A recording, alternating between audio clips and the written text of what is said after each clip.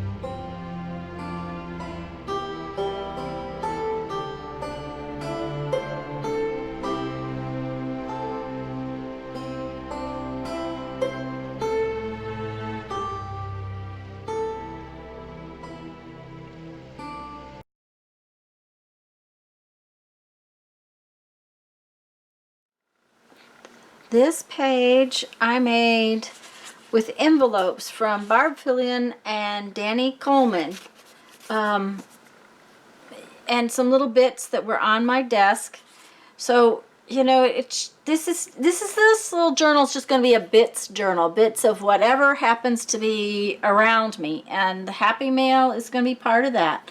So, and I'm going to write on these pages as soon as they get dry as to who sent me the bits. But then the other one I made was this one back here, and these bits were on my desk, and this was from an envelope from Kathy Deck, and this was from an envelope of little bits that Sharon Lombard had sent me. So that's the pages I've made for today, and I hope you have enjoyed watching this. Hope it inspires you in some way to just take whatever little bits are around you and make something. Doesn't have to be a huge thing. I never know what I'm going to come up with. So it does help to have a messy desk if you're making with bits. But let me read a quote from my 1001 Ways to Creativity book and get on with the day.